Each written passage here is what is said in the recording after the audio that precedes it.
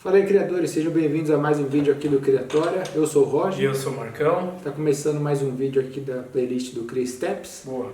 E hoje vai ser um pouquinho diferente. Nós vamos conversar sobre como você começa a viver das suas histórias.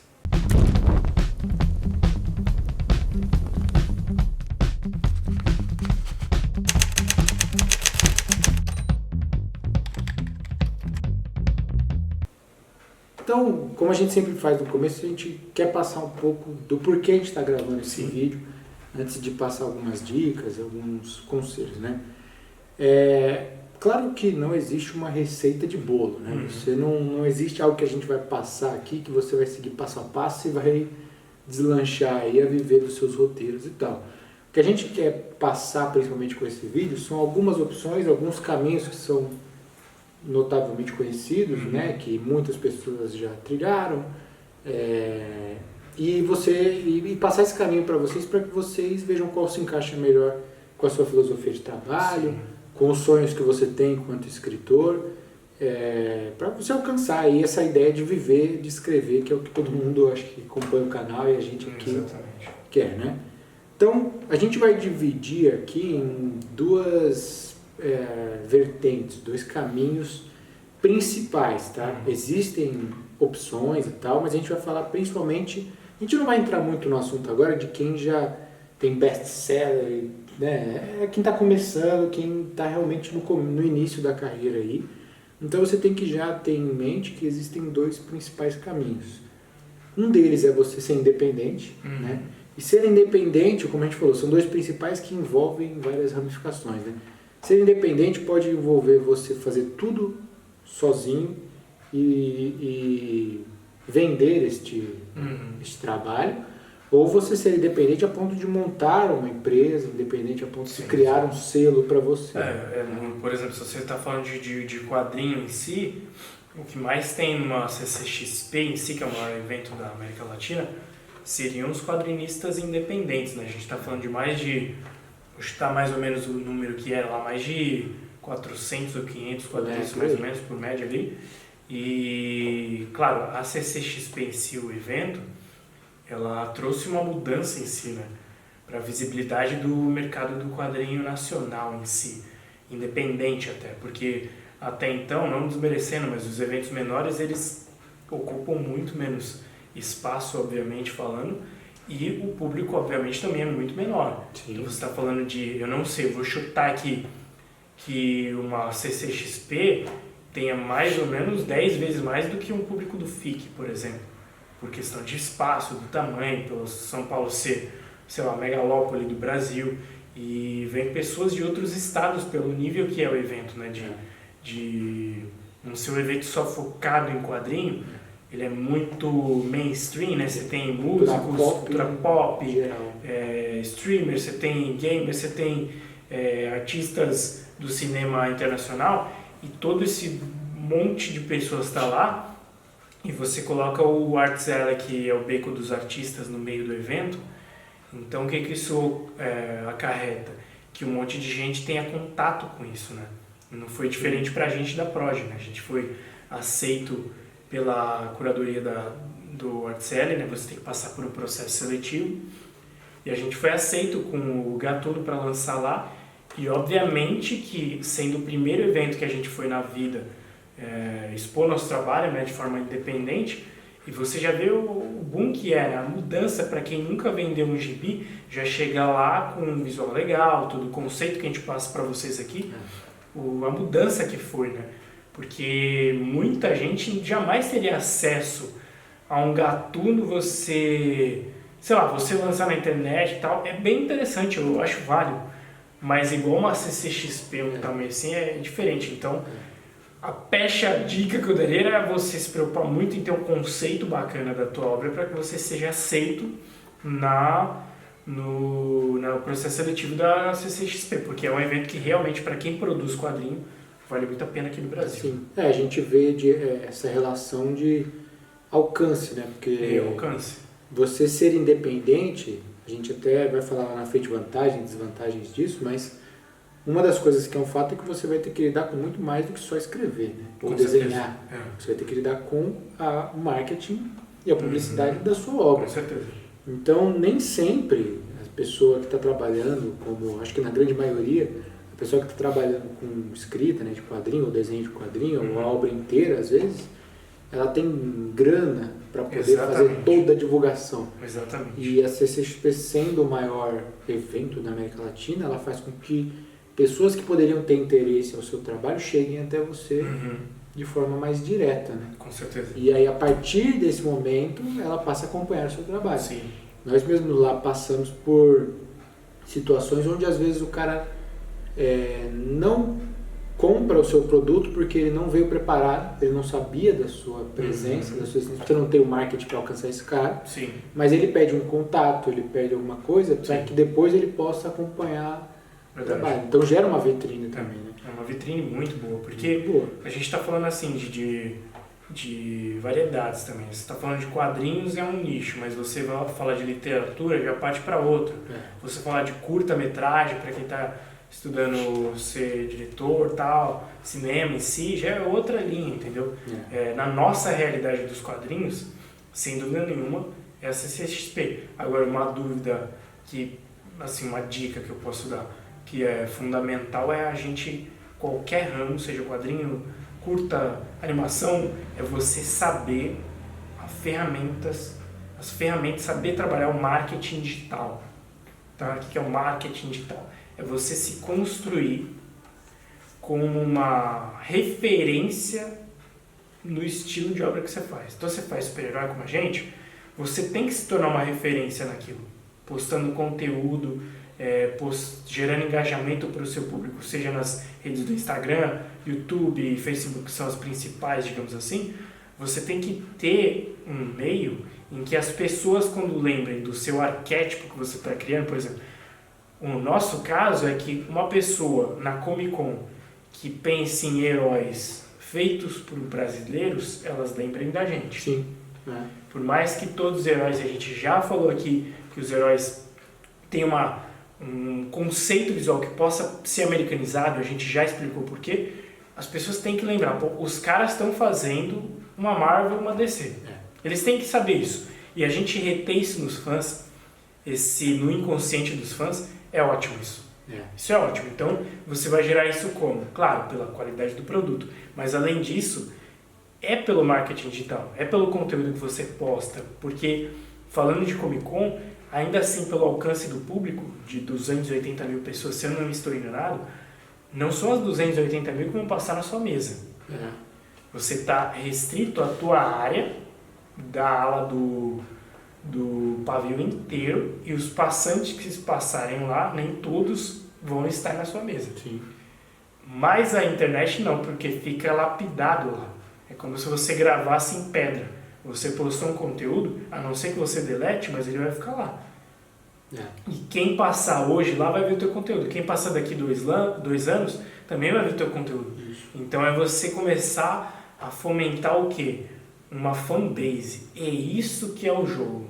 Independente se é literatura, quadrinho ou não, você tem que ter uma fanbase. E isso é o que faz a diferença, você ter um contato com o fã. E ainda por cima, que a gente entra em outro aspecto, saindo de estrutura de roteiro e tal, que é uma coisa que a gente tem que aprender, a gente não é referência nisso, mas vocês têm que estudar, é como criar uma mail list, é você ter um contato com a sua fanbase através de e-mail, disparador de e-mail, para que você tenha um disparador de e-mail e tenha um monte de e-mail da sua fanbase e comunique eles para você, eu estou fazendo uma campanha tal. Então, todo anúncio, né? Você consegue alcançar através do e-mail, que aí é um contato direto da pessoa. Isso. É como se você tivesse o telefone da menina que você quer ter um relacionamento. E o Instagram e o Facebook é como se você estivesse conversando com a menina numa festa. Mas o e-mail não, você está tendo o telefone. A pessoa está tendo um contato direto com você. Isso. É diferente. E a ideia, até falando dessas estratégias, não se assuste se você está ouvindo isso, porque nós sabemos dessa sensação que é falar, mas eu tenho que escrever, eu tenho que desenhar, eu tenho que fazer tudo isso e tal. E a gente sabe que vai ter coisa que não existe tempo num dia só que dê conta. A questão é que você tem que ter consciência de que está faltando mais uma coisinha, está precisa melhorar em tal coisa. Ou a ideia é passar, por exemplo, que nem o Marcão falou agora da lista de e-mails, né? Nem todo mundo tem condições de fazer uma parada dessa. É verdade. Né? Mas é bom você ter conhecimento de que ela é necessária para que quando você tiver exatamente. condições, você invista nisso. Né? Porque senão você vai, às vezes, pegar essa... Você faz um lançamento bacana, consegue uma grana sem saber dessa lista de e-mail, quando você podia já estar marcando seus clientes, né? Você vai e investe em alguma coisa, mais um anúncio, mais uma parada, você podia estar... Isso requer sim um investimento de grana. Agora, uma coisa que não investe, quer dizer, uma coisa que não necessariamente precisa de um investimento brutal, é você ter um celular. Eu creio que a maioria das pessoas tem algum smartphone hoje que tem uma câmera frontal e lateral e tem um acesso à internet. Eu acho que aí seria o básico. Mas eu sei que nem todo mundo absolutamente tem. Mas se você tem isso, já é uma coisa que você pode controlar no quesito de conteúdo. Então é o quesito do quê? Sair da esfera do criador, de ser... Aí é um caráter mais emocional, mental que a gente teria que conversar aqui. De ter um receio de conversar com o seu público, mesmo que você tenha 10, 15 seguidores no Instagram e apareça 1 ou 2 vendo seus stories, mas isso é muito necessário, tá? A gente criar uma relação direta hoje no digital, da pessoa ver o seu rosto explicando sobre a sua obra nos stories, postando fotos no seu feed, mas gerando conteúdo como lives, ou como podcasts, ou como stories, ou, sabe? As pessoas têm que saber quem é o criador. Isso da nova era, assim, digamos... Nova era meio conceito meio hippie, né? Espiritualista, não gosto disso não, mas... Eu diria do novo milênio, assim, da nova geração. Ela quer saber quem está por trás da obra. Então tem muito isso, né? Até por isso que gera essa cultura de cancelamento, de... O artista e a obra são um só, e eu não sei diferenciar, como antigamente talvez se soubesse na época dos nossos avós ou pais. Hoje o criador e a criatura são um só, tá? Então as pessoas querem saber quem está por trás da obra tal, e só vão saber se tiverem um contato direto. Pô, quem é esse fulano? O que ele faz no dia a dia dele? E os stories são para isso, né? Pô, onde ele tá, o que ele pensa, como é que ele trabalha. E quem posta mais conteúdo chega na frente, porque acaba virando... eu não sei se é bem isso, mas eu sinto que seja. É como se o criador da tal obra virasse um personagem também. É bem isso, Como o Stan Lee foi nos quadrinhos, tal, como ele sabia fazer o marketing pessoal dele. E saber fazer o marketing pessoal, virar um character, né, um personagem, pra mim, do jogo. Hoje em dia não basta, a galera não quer só saber qual é a mensagem da sua história, você quer saber qual é a sua mensagem. Sim, com certeza. O que você acredita, né? Porque eu quero saber, é muito mais criterioso hoje esses motivos de compra, né? O cara ele não vai comprar uma história apenas porque ela é legal ou bacana, ele quer saber se o artista tem valores parecidos com ele, né? Então você vê que por muitas vezes tem pessoas que têm um trabalho excelente, mas por divergências de opinião e valores, eles acabam não comprando, né? Então, como o Marcão falou, acho que é bem importante frisar, você vai começar a fazer no seu conteúdo para 2, 3, 4, 5 pessoas, mas se te conforta saber disso, o que o fã mais gosta é poder falar assim, eu estava aqui desde que tinham só 10 pessoas, eu sou um dos primeiros e tal. E, cara, você tem que começar de algum jeito. Né? E uma dica que eu dou agora é uma questão muito pessoal, tá? Se você tem alguma barreira em que as pessoas mais próximas de você saibam do seu trabalho, então corte isso, né, cara? Porque a melhor maneira de você já começar a ter uma divulgação, então, são com as pessoas que te cercam, né? Com certeza. As pessoas ao seu redor, as pessoas que você confia e tal.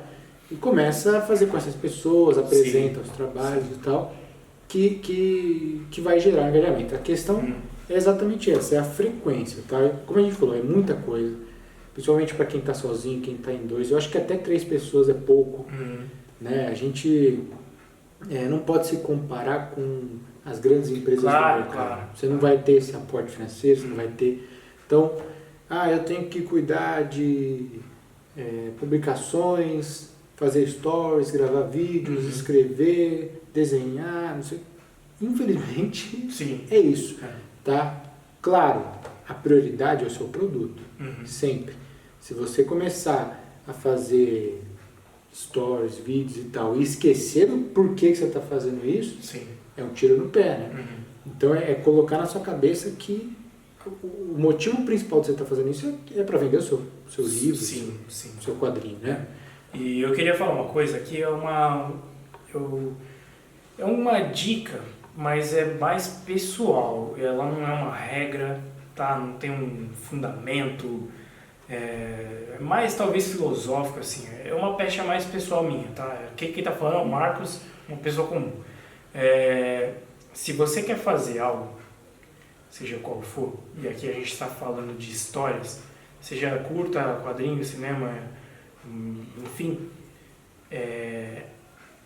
o conceito de, se você quer fazer algo, isso sou eu que estou falando novamente, se você quer fazer algo mediano, seja abrangente.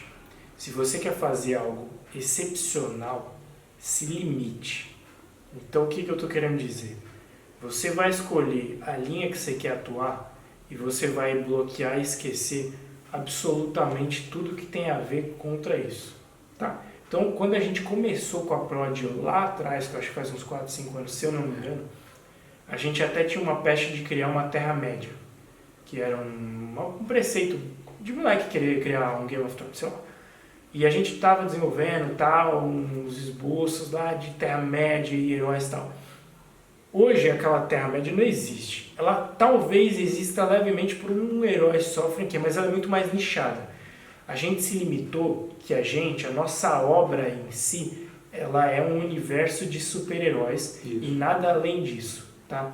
A gente não é escritor de terror e não tem nada contra isso. A gente não é escritor de comédia, a gente não é escritor de Terra-média, de fantasia. Aqui é um universo de heróis, a obra da nossa vida é essa, e cada personagem vai estar dentro de um universo. Quando você se limita, pra gente, é o pulo do gato, porque quando você se limita, a criatividade, ela só vai vir atrelada àquilo com que você se limitou. Se você quer fazer uma saga galáctica como Star Wars, e depois você também quer ter uma saga de distopia como Jogos Vorazes, você já está sendo abrangente. E eu não... Novamente, é pessoal isso que eu estou falando, não quer dizer que é regra. Você pode dar certo, mas o problema é que a linha criativa do teu cérebro, os inputs criativos, eles vão ser muito mais abrangentes e uma hora você vai ter ideia para uma hora você vai ter ideia para outro e talvez no fundo você não consiga fazer nada excepcional nos dois. Então eu me baseio muito pelo Stephen King, que ele é o cara que ele pode botar comédia, ele pode botar mitologia, fantasia, mas o cara é o rei do terror. E a história dele, a base é terror. Pode ter comédia, como eu disse, tudo, mas a linha narrativa dele é terror. Você vê que mesmo dentro do gênero terror, a linha narrativa dele sempre envolve algo psicológico. Algo psicológico, então, exatamente. Você vê que é a limitação que ele colocou para se tornar mestre naquilo. E tudo que ele escreve, ou praticamente tudo que ele lança, tem a ver com isso. Então ele é o cara que se definiu naquilo. Se o Stephen King for criar, por exemplo, quadrinhos como nós, de criar uma Marvel, eu não sei, eu não conheço ele, mas pode ser que ele tenha uma leve dificuldade por não entender alguns conceitos que a gente conseguiu decifrar. E se a gente for querer criar terror de uma hora para outra, a gente vai esbarrar com um monte de conceitos que ele sabe e que a gente não sabe, porque a gente foi repetindo aquilo até a exaustão. E você vai liberando mais inputs criativos quando você tem uma noção do que você quer fazer. A gente começou a fazer heróis, que a gente até brinca como Prod Beta, que era a versão beta da nossa editora.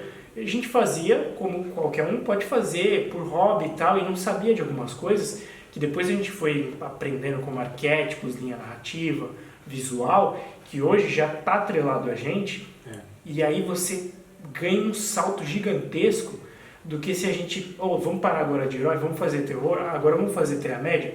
Você já vai começar a abranger o leque da sua ilha e não chega a lugar nenhum. Isso é pessoal que eu estou dizendo, não quer dizer que quem quer fazer tudo não dê certo. Pode ser que dê, o mundo é gigantesco, mas a gente quis se limitar para explorar o máximo desse tipo de arquétipo que é o super-herói. Né? A gente nunca pode se basear nas exceções. Sim. Né? Exceção, é o que foge ao que é normal acontecer. Então, se existe um cara que lida com 6 gêneros e é gênio em todos, ele é uma exceção. Exatamente. Se você pegar todo mundo que explodiu, fez obras incríveis, essas pessoas se limitam a um tipo de narrativa. Né? Você pode pegar J.K. Rowling, ela não sai da narrativa, o gênero de fantasia de bruxos que ela criou. O George Lucas não saiu para criar uma fantasia medieval. Né? Claro, eu estou questionando a qualidade dessas pessoas para escreverem? Não, só estou falando que será que eles teriam o mesmo sucesso se eles não tivessem se limitado a escrever sobre aquilo? Né? E aí entra um ponto, dica também pessoal, é você como escritor, a gente sabe muito bem como é isso, é lidar com ansiedade, porque mesmo dentro de um gênero, nós criamos super-herói, tem muito super-herói que a gente queria estar lançando amanhã. Só que está pronto. Eu tenho condições de lançar ele na melhor versão que eu posso. A gente quer também. Né? Não tá, então você tem que se segurar e falar, ó, eu vou passo a passo. Exatamente. Porque como o Marcão falou, e a gente está falando, esse vídeo aqui é principalmente para iniciantes. E você está começando a escrever, você tem uma saga espacial, uma fantasia medieval e você tem um herói. Você está escrevendo essas 3 histórias. Você está com 3 públicos diferentes na sua página. Você sozinho tem que fazer publicidade para esses 3 públicos. Você tem que escrever essas 3 histórias. Né?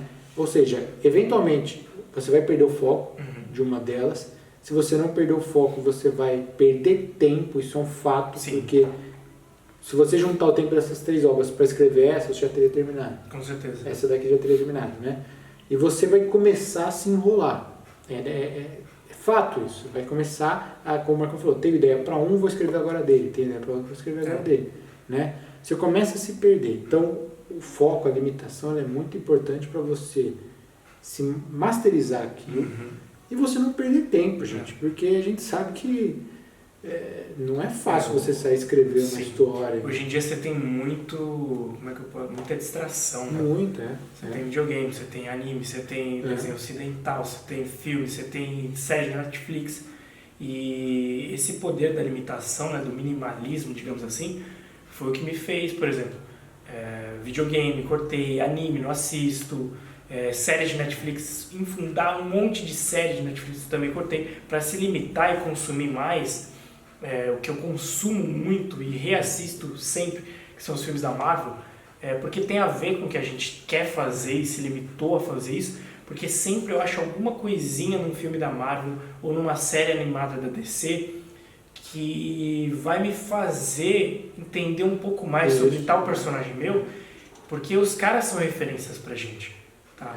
Então não quer dizer que eu não goste dos outros gêneros, eu adoro muita coisa. Mas o poder da limitação é o que faz a diferença muito, assim. É legal até frisar isso que você falou, é muito bom, porque quer dizer que Marcão é uma máquina, você não gosta, você não tem um lazer, você não tem nada, não é isso? Sim. É que o tempo criativo que ele desprenderia vendo uma série que não vai agregar ideias, esse é um tempo perdido.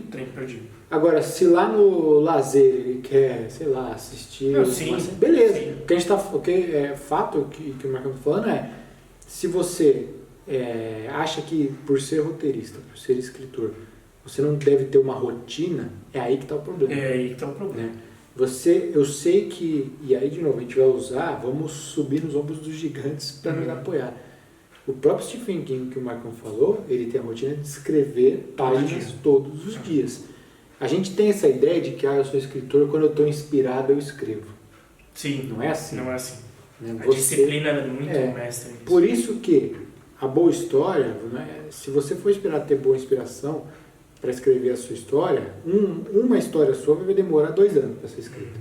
Porque tem dia que você não está bem para escrever. Sim.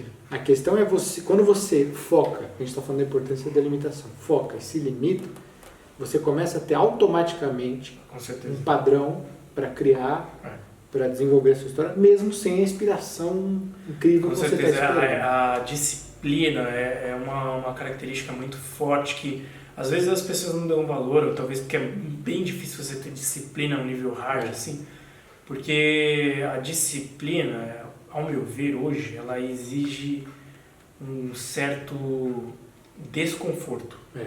Você tem que vencer o desconforto, porque vai ter dias que você vai dar desculpa para não fazer tal coisa, ou porque você não tem tempo e tal. E, por exemplo, você não vai, às vezes, sei lá, tirar uma hora de sono, ou tirar uma hora de lazer, ou tirar uma parte do fim de semana para fazer tal coisa, porque você acha que merece tal coisa. E tudo bem, cada um merece o que quiser, mas depende de onde você quer chegar. Eu acho que isso muda o jogo, da onde que você realmente tem pretensão de chegar. Essa palavra, né, pretencioso, é uma palavra que eu vejo de uma outra forma, sabia? Porque muita gente fala, nossa, fulano de tal tem pretensão de ser tal coisa, como se a pessoa fosse arrogante, não. Mas eu acho que a pessoa que tem pretensão, sem ser arrogante, eu pretendo, como nós pretendemos ser do tamanho de uma Marvel, sem pisar em ninguém e, sabe, respeitando todo mundo, isso é muito bom, porque você vai ter uma noção de que você vai ter que fazer coisas de acordo com a sua pretensão. Lógico. Então, nós somos pretensiosos de fazer uma Marvel. Então, a qualidade dos personagens vão ter que estar no nível. E é por isso que a gente é chato em criar. Não tem problema você ter uma pretensão, ter uma ambição, se você encara aquilo com seriedade. Você fala, sim, tudo bem, para eu ao chegar lá eu tenho que abrir mão disso, fazer isso, isso e isso. Exato. Esse é meu planejamento. O problema é quando você tem uma pretensão, você tem uma ambição e você se engana. Sim. Você quer chegar e não faz nada para chegar. A gente fala isso da rotina porque ela é muito forte, porque, como a gente falou, é o que gera em você o automático. Transformar aquela escrita e não tente negativar a palavra automático. Não é porque é automático que é sem inspiração e tal. Automático, quando eu quero dizer, é estudar a parada para você entender que mesmo quando você não está com inspiração, você pode melhorar a sua obra. Porque às vezes você realmente, se você está escrevendo uma literatura longa, um quadrinho longo, você precisa de inspiração para dar sequência naquela história. Sim. Mas se você tem conhecimento, se você tem disciplina para estudar, você pode voltar no que você já escreveu e não, já que você está sem inspiração, vamos aplicar técnica. Sim. Deixa eu melhorar essa parte, deixa eu desenvolver melhor essa parte, coisa que você não precisa de explicação, é teoria, é prática. É verdade. Então, transforme suas rotinas em produtivas, né? Todo mundo, como eu falou, tem seu lazer, tem o seu momento de descarregar e é necessário. É só não se enganar, por exemplo, eu vou assistir aquela série porque vai me ajudar. Vai mesmo, você tá... isso é uma coisa que a gente tem que ficar muito ligado. Tem que se policiar porque ninguém é imune, acontece, tá? Mas enfim, a gente tem então esse independente 100%, onde você vai divulgar o seu trabalho, você vai fazer publicação, você vai escrever, você faz tudo, e como a gente falou, desde todo até no vídeo, foi para esse cara, porque esse cara é o mais complicado. É você entender que vão ter processos graduais, você não vai começar a postar e daqui uma semana você está com 20 mil seguidores. Sim. A coisa demora e é normal. Se você der um boom, ótimo, muito melhor, mas é exceção, não é sempre assim. E aí existe... E aí tem o poder da continuidade, né? Sim. Quanto mais você continuar algo com eficiência, qualidade. E aí existe um caso que a gente fala, né? Hoje em dia só não faz quem não quer. Sim. Porque você pode muito bem, a gente falou já em alguns outros vídeos, ou foi lá nos podcasts que a gente fazia, sobre SBN. Você pode, como pessoa física, comprar um SBN, colocar no seu quadrinho, no seu livro, e ir numa Amazon, por exemplo. Sim, tem essa. Né? Você pode ter canais de venda, onde você não precisa abrir uma loja física, uma loja virtual. Você vai numa plataforma e vende o seu produto. Tá? O ISBN, para quem não sabe, é o código de base. Você vai pode digitar no Google aí, ISBN e tal, faz o seu registro de autor e vai mandar a sua obra para conseguir esse código de base, que é o que vai ser o que essas plataformas ou livrarias vão precisar para identificar o seu produto. Né? E outra coisa, o registro de obras é algo bem importante. Você pode fazer por Biblioteca Nacional, aí você vai ter que procurar qual é a sede do teu estado, na tua cidade, que tem várias, onde fica, né? No site deles deve ter, e aí você vai lá e registra, vai precisar, por exemplo, se for personagem model sheet, uma folha A4, sulfite impressa, você vai ter que imprimir um mini catálogo para preencher sobre o teu personagem, sobre os seus dados, tudo. Nome, né? Nome, roteiro também dá para registrar. Além das suas obras em gerais, né? E também dá pra ter uma plataforma que chama Alktories, né? A Victories. É, uma particular que particular, uma startup. A Victories, né? Procurem aí no site aí, a Victories. Isso. Que é uma startup que você registra online por código de QR Code. QR Code, Assim, a gente fala da Victories, Alktories, né? Que é que a gente acaba utilizando, mas acredito que se você encontrar alguma empresa de registro que seja confiável, procure, né? Sim. A confiabilidade dessa empresa, vale a pena você... Tem no YouTube muita gente falando de registro, de obras também, muito interessante. E aí, num outro caso, seria para quem procura uma editora para lançar, né? Nesse caso é mais simples na questão de divulgação e tudo isso, porque você vai efetivamente produzir a sua história, seja desenhando, escrevendo os dois, colorindo, mas enfim, você tem a produção dessa história e você apresenta esse projeto aí para uma editora, né? Para que se ela demonstrar interesse no seu produto, ela financia essa impressão. Sim. Ela vai disponibilizar na loja dela, ou seja, já gera um marketing para você, porque está na vitrine dela. Com certeza. Né? Então, aqui só muda uma coisa, tá? Você tem que, quando você pretende lançar por editora, você tem que, antes de tudo, entender um pouco sobre uma conversa comercial, um pouco mais de venda, tá? Porque ali é vender produto. Ali você tem que transformar você tem que justificar para uma empresa, porque o seu produto tem um potencial de venda. Sim. Caso contrário, ela não pode ser uma mega história. Se ninguém for comprar essa mega história, a editora não vai apostar em você. Sim. Tá? Então, diminui as funções que você tem que fazer. Claro que diminuir não quer dizer eximir e acabar. Não é porque você deu na mão de uma editora que você não vai publicar, de fazer publicidade, você não vai investir em tornar aquilo conhecido. A editora não faz milagre, ela não vai chegar e pagar anúncios e anúncios para o seu produto. Sim, né? Cabe a você, mas diminui um pouco essa necessidade. Por exemplo, os custos vão ser menores, né? Você vai ter que arcar com menos funções do que você deveria, mas ainda assim tem os seus lados negativos. Você tem menos autonomia também naquele produto. Com certeza. E menos lucro. Também tem isso. Quando você está usando da editora para ela imprimir o seu livro, para ela fazer a vitrine, você está fracionando todo o valor da venda ali. E uma coisa, desculpa, uma coisa que eu queria falar também, que às vezes a gente não enxerga isso, o potencial que é isso, né? E pra gente também vai mudar uma virada de jogo. Então a gente está falando hoje aqui sobre como viver das suas histórias, né? E histórias são sobre personagens, né? Então a sua história tem que ter a sua linha narrativa, o seu protagonista, toda aquela peste que a gente já está falando aqui dos arquétipos. Mas vamos fazer uma leve análise aqui. George Lucas hoje vive das suas histórias, né? Star Wars, quando ele começou. A J.K. Rowling vive das suas histórias. O Harry Potter. Você pode pegar os vários executivos da Marvel, vendem dos personagens da Marvel. E os da DC também. George R. R. Martin, né? George R. R. Martin, no Game of Thrones. O que todos eles têm em comum? Que é uma coisa que a gente tem que entender aqui, que no Brasil, eu não posso dar um número exato de quantos vivem das suas histórias em si, de quadrinhos, digamos assim. Mas eu tenho um que todo mundo sabe, que é o Mano de Souza. O que todos esses criadores e criadoras têm em comum é merchandising. É aí que entra o jogo. Para viver das suas histórias em si, além da linha narrativa ter que ser muito forte, o visual dos personagens, que vai dar o respaldo para que eles sejam licenciáveis, ou seja, você produzir copos, mochilas, cadernos, tudo que der para produzir dentro do seu consentimento para a sua obra. Então, o visual dos seus personagens tem que ser muito marcante e original.